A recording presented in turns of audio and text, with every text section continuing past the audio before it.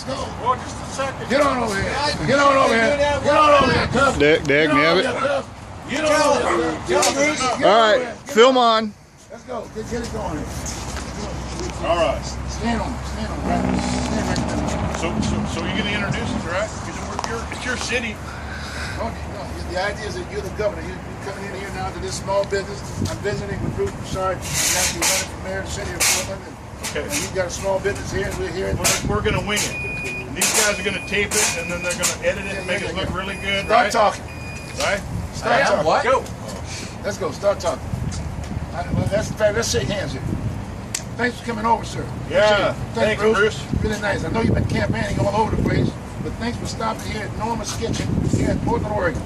Being that I'm the mayor of the largest city in the state of Oregon, we really need to let you know that, well, we want to know what's going on in the rest of the state. But as you know, we are the welcome mat. Amen. Right? Yep. For the state of Oregon. Okay? Yep. Thanks for coming over. Yep. Well, we're here today. We're doing our press conference. I'm Bruce Cuff. I'm running for governor, and we're going to go through some of the plans that we have for the state of Oregon, and then Bruce is going to talk about some stuff to do with Portland. So here's the website, timeforcuff.org. What we need in Oregon, number one thing we need is jobs. Okay. We have a workforce. We got C-Tech trade schools, college universities, many excellent work-based training programs. We got many of the people that are higher ed, they're working at minimum wage jobs because we don't have enough jobs for them. So here's the thing. We want Oregon to be a business magnet. So how are we going to do that? Right now it's difficult for businesses to hire. They've already trimmed their expenses. They've delayed. They've canceled maintenance for approximately 10 years because they're trying to get, because they don't have enough money. So right now, many employees, they've cut their wages down below 30 hours a week because of the Affordable Care Act, right? So they got to do that. So people are underemployed. So we got full-time workers. They're having to work harder, longer days with low or no raises. And now they want to increase the minimum wage to $15 an hour. Wow. That's a mistake. I can't afford it, Bruce. No, that's a mistake. The other things that came out of this recent session is Senate Bill 324, the greenhouse low carbon gas tax, also adding to the burden of Oregonians. So they're proposing another gross receipts tax. Remember 66 and 67? We're up to $1 billion every 2 years of business taxes. They're proposing increasing that to 250%, and they're using this gross receipts tax. But the thing about the gross receipts tax, it's a backdoor sales tax, and it ranges from 2.5% to 15%, because if it goes directly from the production to the retailer, it's taxed once.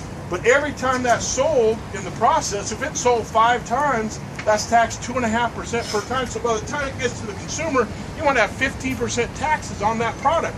That makes Oregon businesses uncompetitive. So what we're proposing is that we eliminate the business taxes. There's $1 billion of business taxes every 2 years. We eliminate those at the state level, and we retain the fees to the Secretary of State's like a business, $100 a year. I mean, they gotta have somebody to run that thing. And we're going to defeat the gross receipts tax proposal, and we're going to continue the no state sales tax stance. We don't need a sales tax in the state. There's plenty of money here. We repeal the minimum wage hike. We get it back to pre-existing status. And then one of the things that's coming up, Bruce is going to talk about this, we need to stop dumping migrants in Oregon. And we're specifically talking about the Syrians. That the governor has basically said, we're going to take 75,000 Syrians. Wow. So how's that going to affect? Because you know where they're coming? They're coming right through Portland. It's the gateway city. Right. So tell us about that, Bruce. What are you going to do if they're bringing those Syrians through here? We'd like to say, no, we're not taking them. So what's the plan? Well, in all due respect, we're just going to give the governor a call. We've got too many issues here that are facing us right now. We've got the homeless folks that are facing us here. I mean, marijuana is just in the process of getting it together. We just picked up that whole deal. We got marijuana shops all over the place. We got crime issues. In all due respect, we have too many issues here at this point in time. We got to spend our time in Oregon. We got to spend our time here in the city of Portland. i.e. our future governor here, Bruce here, understands where I'm coming from. In fact, he's the only person that actually came out here to understand what our problems are. I mean, I've gone to the present incumbents that are here now. I'm going to City Hall to kind of get some answers, if you will. For instance, about the homeless aspect of it. You've got people living all over the place. Even in the front of my establishment, they're dropping hypodermic needles and this, that, and the other. The summer's getting ready to come over here. Kids are going to be walking barefooted with their animals and this, that, and the other. And i.e. we got needles all over the place. It's upsetting. And then we got a truck running around here giving them free needles. What's that all about? Giving them free needles. What are we doing? Are we promoting this issue?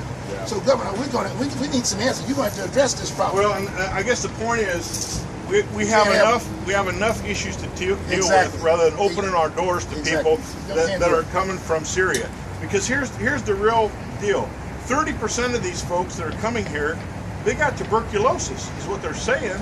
So you know, if you got 75,000 people coming, 25,000 of them got tuberculosis. Another 5% of them have diseases that we eradicated in this country.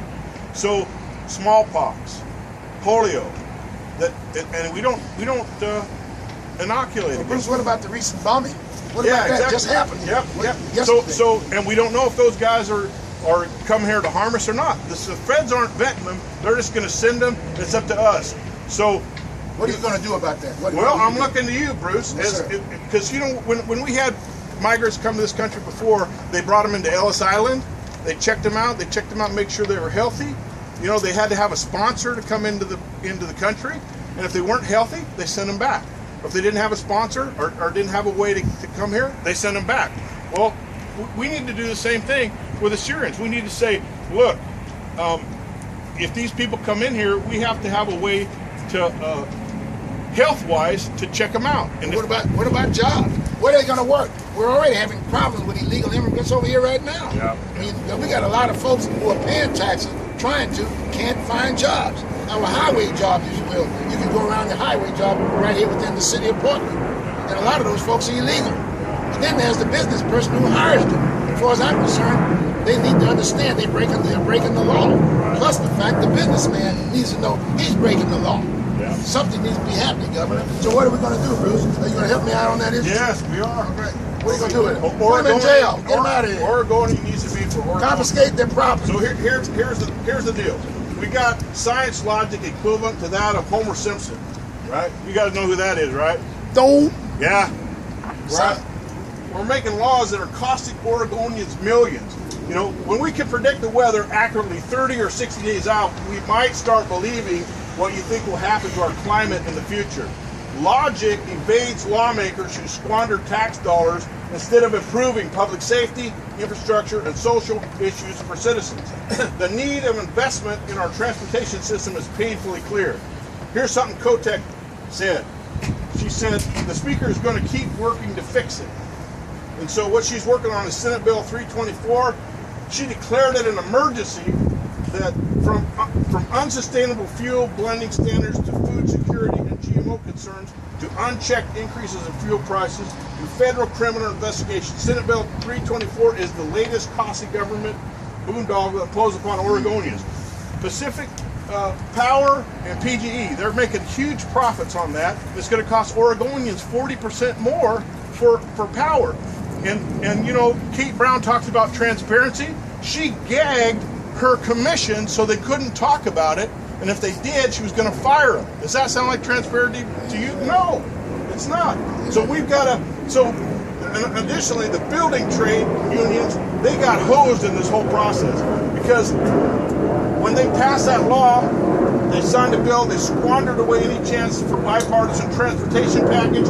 They should have had some kind of transportation package this year, but they didn't. They pushed it off.